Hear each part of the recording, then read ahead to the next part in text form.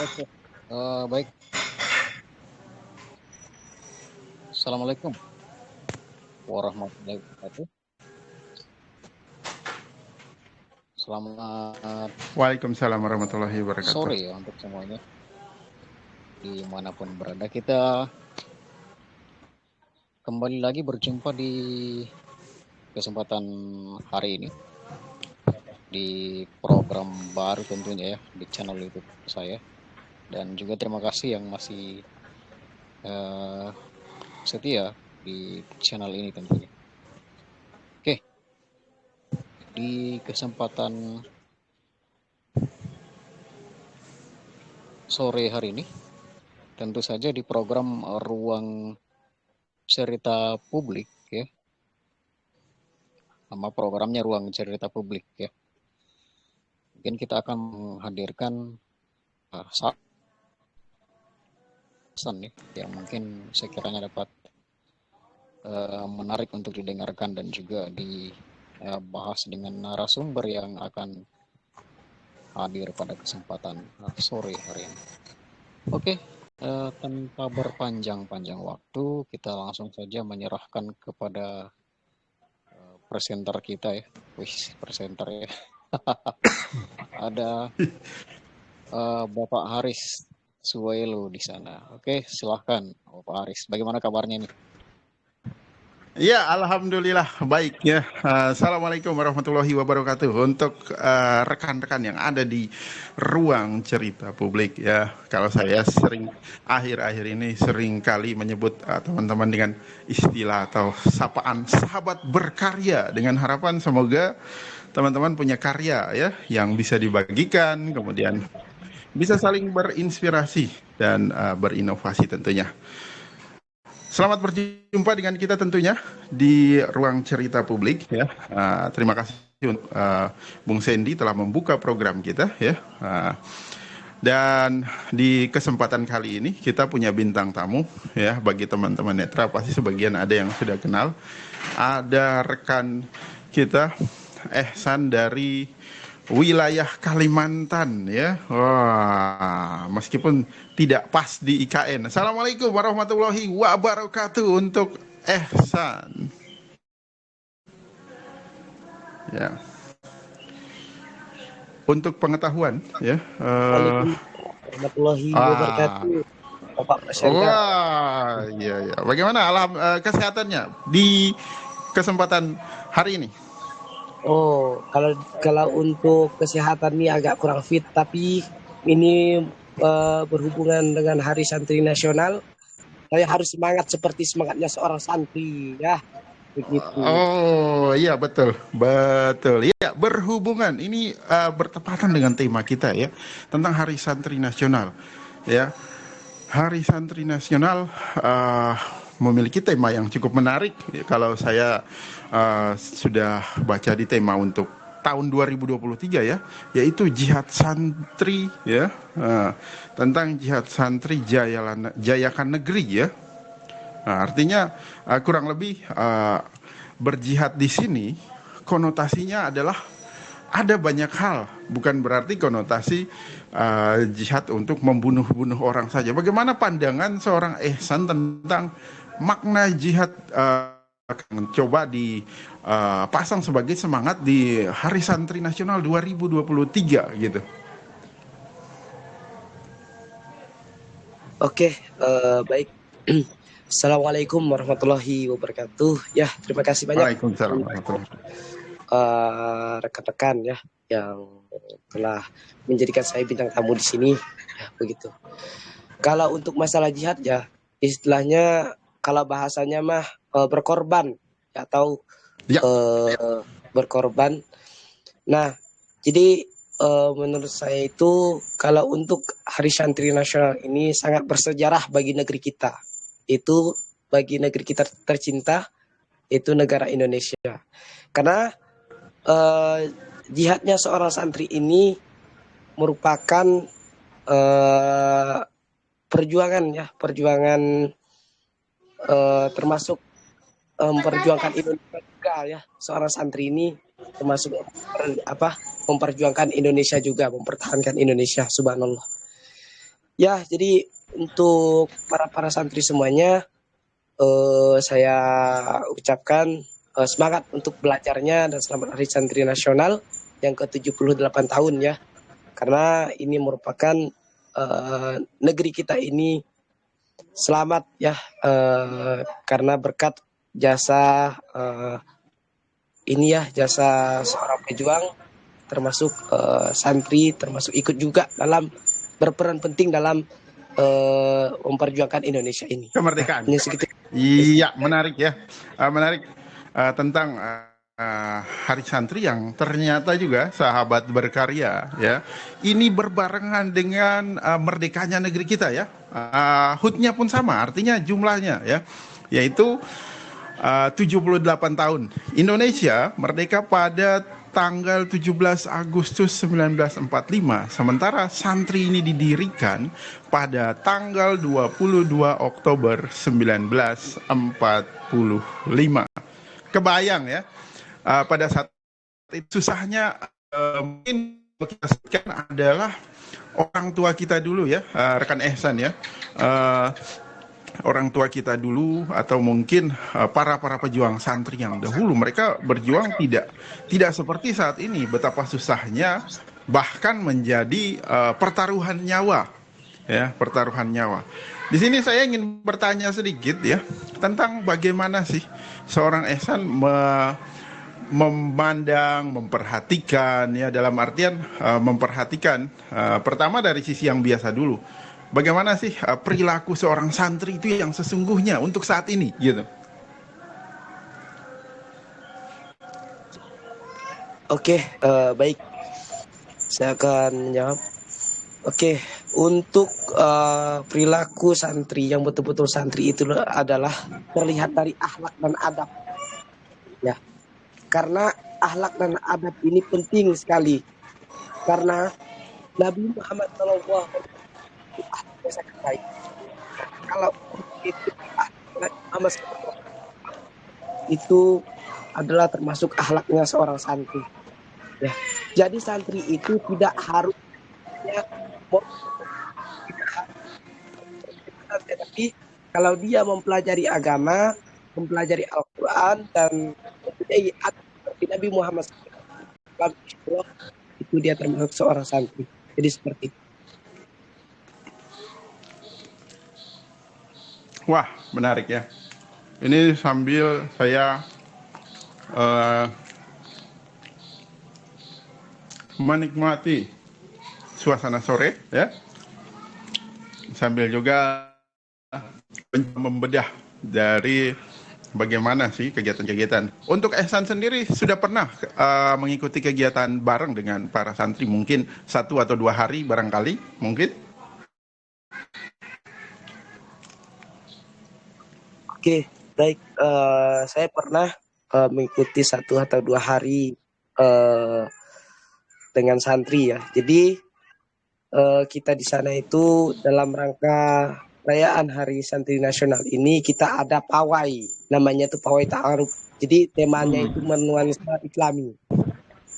Nah, jadi kita dalam pawai itu nanti ada solawat, ada menyanyikan lagu Islami, terus kemudian juga ada diadakan lomba, kayak lomba ngaji, azan, dan nuansa-nuansa Islami yang lainnya, begitu. Ya, menarik ya. Kita berbicara tentang disabilitas ya, yang sudah mulai mencoba diberikan ruang-ruang. Waktu itu juga saya sempat menghadiri acara di sebuah ponpes ya, ponpes yang cukup terkenal ya di wilayah Pulau Jawa. Ini mereka memiliki tekad untuk memberikan tempat untuk teman-teman disabilitas. Bagaimana Ehsan sendiri menanggapi soal ini? Apakah memang saat ini disabilitas sudah layak atau sudah siap untuk bergabung bersama menjadi seorang santri yang baik gitu? Oke, baik. Itu sangat baik sekali. Saya sangat mendukung lembaga-lembaga yang sudah menyiapkan pesantren untuk disabilitas. Kalau untuk cerita siap dan tidak siapnya itu tergantung dengan calon, ya, calon santrinya. Jadi begitu, tergantung dari calon-calonnya, siap apa enggaknya. Itu lagi. Karena semuanya itu harus dengan niat dan usaha, doa dan niat. Innama a'malu niat, bahwa sesungguhnya itu datangnya dari kita sendiri atau dari hati kita. Jadi seperti itu. Ya, ini juga salah satu hadis yang cukup terkenal dan banyak memotivasi kita bagaimana jika kita memiliki niat yang baik, tentu akan banyak jalan yang baik ya. Dia sejalan seperti itu. Lalu bagaimana ya Ehsan sendiri menanggapi ini kan ada semacam anggapan-anggapan yang tidak baik, terutama bagi orang-orang yang belum mengetahui dunia santri itu sebelumnya ya. Ketika janganlah kita memasukkan anak-anak kita ke pesantren, nanti kelakuannya begini ya, nanti dirusak ya. Ada sebagian kalangan umat Islam yang mencoba memasukkan pikiran-pikiran yang buruk tentang bagaimana sistem pendidikan di dalam ini. Bagaimana dengan adanya atau menyikapi hal-hal semacam ini? Oke, baik. Dari menyikapi seperti itu adalah intinya itu orang tuanya ya, orang tua kita, ataupun orang tua siapapun. Itu intinya kurang pengalaman. Boleh dikatakan kurang pengalaman. Dia nggak tahu tapi mengaku tahu. Gitu. Lebih baik kita dengan orang, gitu ya, tanya-tanya tentang masalah trade. Misalnya di sekolah ada, coba tanya, di mana sih anakmu di pondok itu? Oh, ya pasti jelaskan ini. Ya, kalau anggapan orang tua seperti itu, intinya orang tua itu tidak mau mencari pengalaman. Intinya semuanya kita lakukan dengan kita carilah pengalaman yang ada di sekitar. Sekarang sebenarnya di pengalaman. Ya, jadi memang pengalaman itu adalah guru terbaik ya. Artinya di sini para santri sudah banyak pengalaman, dalam artian mereka keluar itu menjadi orang yang lebih baik ketika di dalam pesantren. Tetapi tanpa disadari atau dipungkiri juga ada orang-orang yang mungkin menemui kegagalan ya. Dalam artian di sini menemui kegagalan, mungkin dia tidak tahan mental di dalam ya menghadapi sistem di dalam. Kemudian di dalam pemikirannya itu buruk semua yang di pesantren. Saya waktu di dalam ini kok bangunnya cepat, kok makannya begitu dibatasi. Ini bagaimana Ehsan sendiri kira-kira yang sudah mengetahui kadang-kadang dipanggil ya atau berkunjung ke acara-acara di pesantren-pesantren. Sebenarnya di dalam itu berat atau tidak sih menurut pandangan seorang Ehsan yang sudah menyaksikan? Oke, baik. Kalau menurut saya sudah pernah mondok ya, meskipun sebentar saya mondok dulu 6 bulan lah ya, dikatakan 6 bulan saya. Masya itu Allah ya.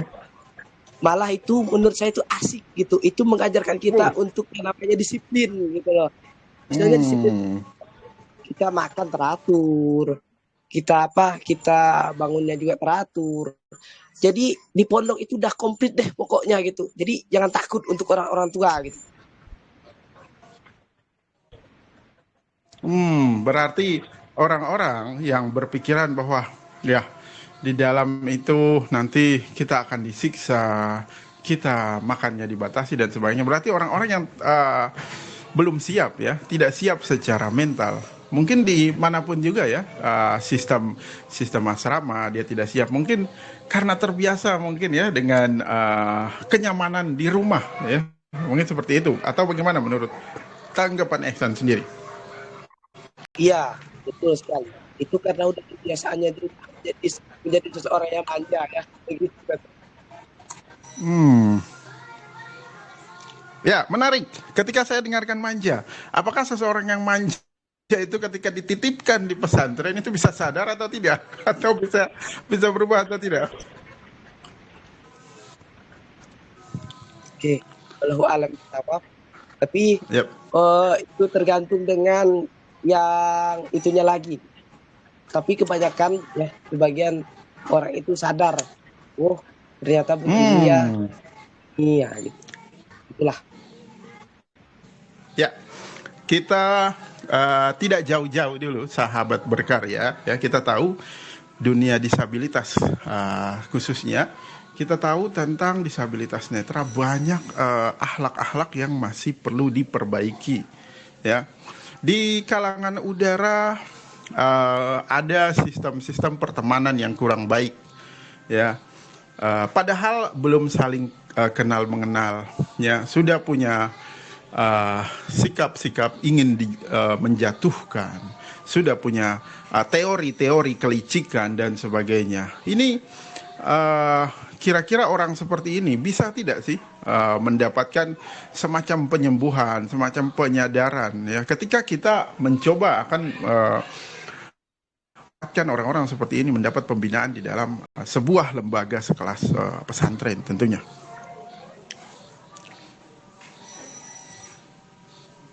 Oke, baik. Saya jawab.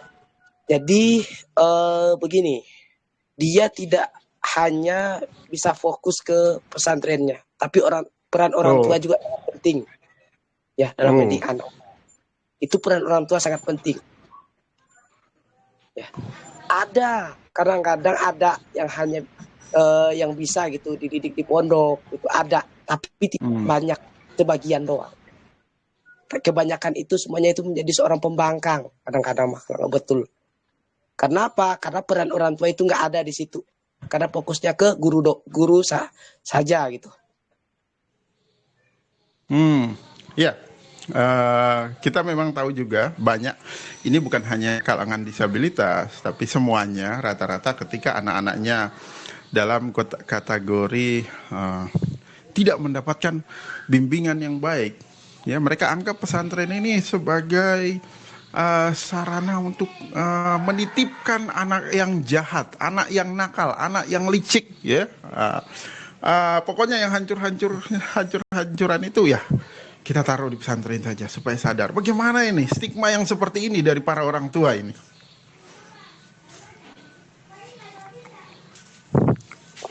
Iya. Sebenarnya peran orang tua itu udah betul menitipkan anaknya, mau pengen anaknya berubah. Tapi setidaknya saya minta kepada seluruh orang ikutlah juga dalam berperan dalam mendidik anak. Gitu loh. Iya ya. Jadi bagi para orang tua diharapkan juga bisa melakukan suatu upaya-upaya atau mungkin menjadi donatur sekaligus belajar ya di pesantren barangkali ya, karena percuma ketika hartanya banyak, uangnya banyak ya, ada yang mau jadi pejabat dan sebagainya ya, sudah banyak mobil dan sebagainya, tapi ketika tidak berhasil mengarahkan anaknya atau katakanlah anak-anaknya suka malu-maluin gitu ya, bahasa sederhana, ini akan jadi tak berdampak baik ya untuk orang tua itu sendiri ke depannya ya. Iya, jadi dampaknya itu kurang baik. Mohon maaf ya saya katakan seperti ini. Untuk apa kita bekerja siang dan malam, tapi anak kita nggak keurus. Lebih baik kita bekerja sedikit, anak kita itu terurus. Karena anak itu sebagai tabungan untuk kita ke depannya nanti.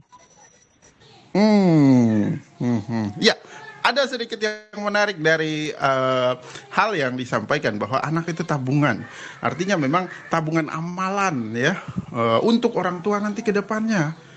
Ya, ketika orang tua dan anak sama-sama ridho, bagaimana Allah menciptakan kita di bumi ini ya untuk beribadah ya, tentunya ini sebenarnya akan berjalan dengan baik. Tapi bagaimana dengan anak-anak yang mohon maaf sahabat berkarya ya, harus saya katakan terkadang ada sikap-sikap yang ada yang membenci orang tuanya ya, ada yang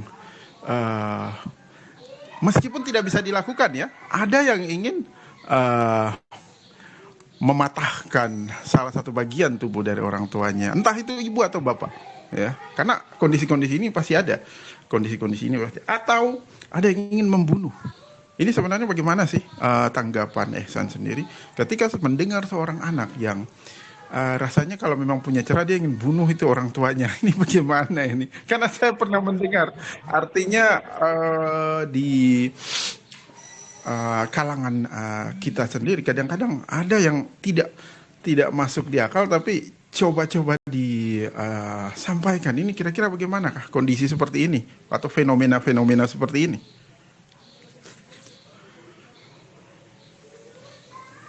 Oke, itu dia itu disebabkan kadang-kadang kita ya dikarenakan dari karakter awal. Karakter awal tuh seharusnya orang tua tahu memperhatikan karakter anak tuh bagaimana.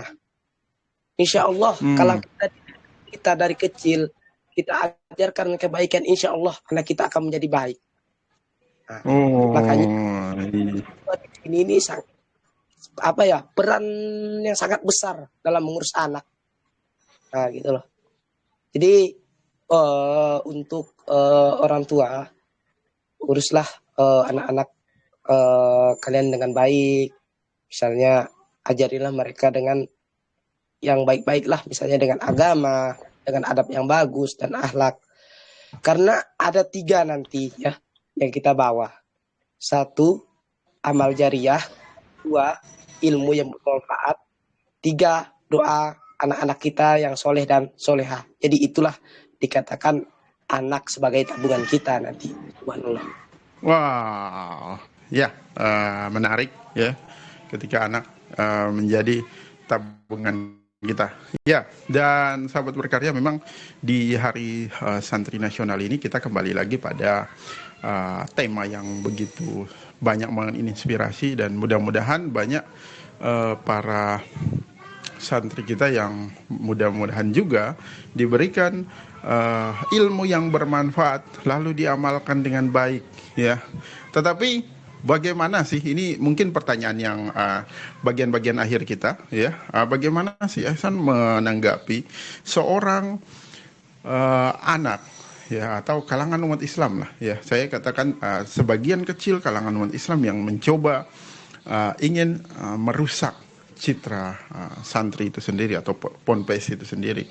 Ada mengatakan ini kaum KH, ada mengatakan ini kaum saya harus sebut kaum Wahabi, kadang mengatakan ini kaum itu, kaum ini, kemudian ada yang menggolongkan dirinya ke dalam kaum itu, tapi kelakuannya tidak seperti kaum itu. Artinya meskipun kita katakan kaum itu tidak benar ya, tapi begini contohnya ya, ketika seseorang yang mungkin maaf saja, ada banyak kalangan ya, tapi jarang yang mengaku. Nah, ada yang mengakui mungkin Wahabi, tapi kelakuannya seperti jahiliyah. Ini kira-kira bagaimana ini menyikapi yang seperti ini?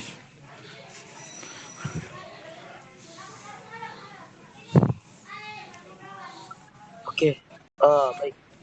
Kalau dari tanggapan saya, dia itu menggolongkan dirinya ya. Pertama ini untuk menggolongkan dirinya.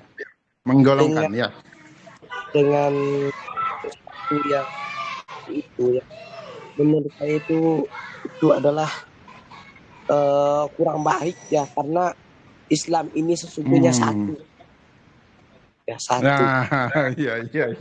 Jadi kita ini harus bisa menerima perbedaan. Jangan haramkan sana, haramkan sini, halalkan sana, halalkan sini, bid'ahkan sana, bid'ahkan sini. Kira-kira nggak cocok dari kita, ya udah diam. Kita nggak perlu yang namanya menanggapi. Nah, itulah namanya perbedaan. Jadi seperti itu. Jadi jangan pernah kita mengecap, misalnya nih contoh, kita lagi merayakan santri nasional lah, dikatakannya, mohon maaf. Ya. Oh, ini sesungguhnya di zaman Nabi Muhammad ini nggak ada yang namanya perayaan seperti ini. Nah, tuh. Iya, betul. Terus yang kedua, ada yang pernah mengatakan, oh di zaman Nabi Muhammad nggak ada yang namanya Maulud Nabi. Kalau diturunkan seperti itu, nggak ada orang tahu dengan sejarah Nabi. Ya, jadi tolonglah untuk yang menggolongkan dirinya ya, misalnya lah menggolongkan diri. Jangan, harus bisa menerima perbedaan satu sama lain. Jadi seperti itu. Jadi kita Iya, ini harus sama-sama menghargai pendapat orang lain. Jadi seperti itu. ya, itulah ya, sahabat berkarya, bagaimana dinamika kita, ya, bagaimana kita yang suka menggolong-golongkan ataupun sudah mulai mempetak-petakan sesama umat muslim itu sendiri. Sebenarnya ini langkah yang tidak baik, ya, langkah yang amat memprihatinkan, tapi inilah yang terjadi, ya. Kita mencoba memberikan edukasi-edukasi lewat apa yang kita bisa, bukan untuk menjustifikasi pihak-pihak lainnya, tapi kita ingin memberikan suatu pengetahuan yang lebih baik. Dalam artian lebih baik di sini adalah jangan kita tersesat pada opini kita yang belum tentu jelas. Ya, jangan kita hanya mampu terbawa. Gini juga, ya, ada kita yang harus tetap belajar dari orang lain. Ya, ketika seseorang masuk ke dalam dunia santri, ponpes, otomatis ada kiai di situ yang mengajar, ya. Saya ingin tanya satu, mungkin terakhir, ya, pertanyaan terakhir saya untuk Ihsan. Apakah dimungkinkan ketika seorang Ihsan sendiri atau siapapun itu belajar hadis, ya? Kalau kita bilang secara Al-Quran, mohon maaf, itu lebih berat, ya. Saya kasih contoh saja tentang hadis, ya. Ketika Ihsan ini ingin belajar, contoh salah satu hadis, apakah bisa langsung tanpa ada bimbingan dari kiainya atau dari gurunya? Karena ada orang yang ingin katanya belajar sendiri. Apakah di dalam dunia ada kemungkinan seseorang bisa belajar secara sendirian atau otodidak begitu? Silakan dijawab pertanyaan terakhir kita. Oke, kalau kita belajar dengan tanpa guru itu nggak boleh. Karena kita tidak boleh sembarangan menafsirkan suatu hadis. Ya. Ya. Misalnya dari hadis niat aja, ya, dari hadis niat aja kita tanya dengan berapa ustadz. Jangan fokus dengan satu tujuan, karena berbahaya. Berbahaya. Karena Ya, apalagi diri sendiri, ya. iya, apalagi diri sendiri. Siapa gurunya kalau diri sendiri? Kalau diri sendiri itu gurunya adalah SS. Di sama juga kita berguru dengan SS. Jadi kita tidak boleh belajar sendirian. Kita harus rajin bertanya. Lebih baik kita nggak tahu daripada kita nggak tahu ngakuin sok tahu lah. Jangan sampai kita sok tahu. Lebih baik kita bertanya dulu. Malu bertanya sesat di jalan, katanya. Betul, ya, peribahasa itu. Malu bertanya sesat di jalan. Oke. Mendingan Iya, menarik. kita bertanya. Ya, lanjut. Kita bertanya, tapi tujuannya itu jelas, gitu loh. Malu mah cuma sementara, gitu kan. Tapi kalau sesat kan, kalau nggak betul-betul kan selamanya, nggak bisa pulang kita. Tersesat, ya. Ya, mungkin Bung Sandy ada satu atau dua pertanyaan, ada atau tidak? Sebelum kita akhiri, ya. Mungkin Bung Sandy siapa tahu ada selipan pertanyaan kah atau tidak? Seputar bagaimana sih kelakuan rekan-rekan kita, ya, menanggapi hal ini, ya. Apakah tidak ada, ya, sahabat berkarya? Oke, silakan. Apakah ada? Pokoknya udah cukup ya di Oke, ya. tadi. Oh iya, betul, ya. Mudah-mudahan kapan-kapan rekan kita ini masih bisa kita tarik kembali untuk kita bahas beberapa hal, ya, kapan-kapan, ya.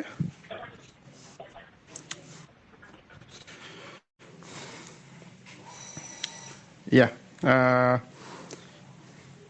terima kasih untuk rekan Ihsan yang telah hadir di tema kita di malam hari ini, ya, Bung Sandy, ya. Wah, tadi nanti mungkin ada yang bertanya-tanya, kenapa tadi dibukanya sore, nanti mau ditutupnya malam. Karena kita dari tempat yang beda zona, tapi itulah yang terjadi, bahwa Indonesia ini adalah kawasan yang cukup luas dan patut kita syukuri.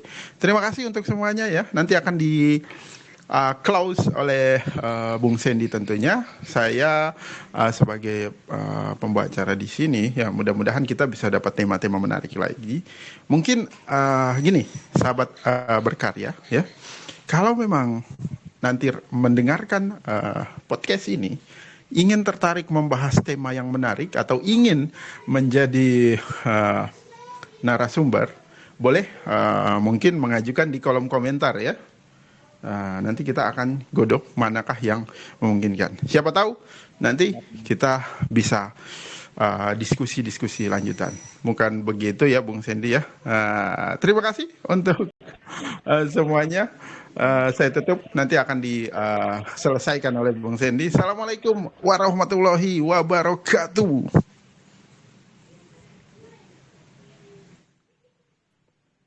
Ya, Waalaikumsalam warahmatullahi wabarakatuh. Ya, terima kasih untuk Bapak Haris dan juga narasumber. So,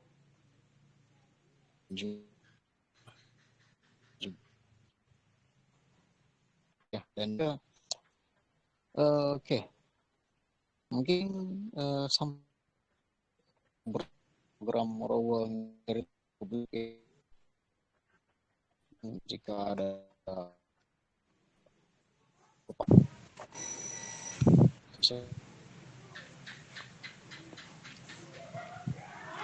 like, dan untuk Anda semua jangan lupa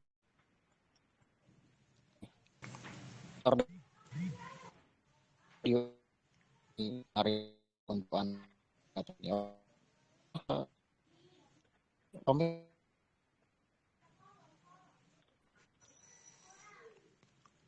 ya.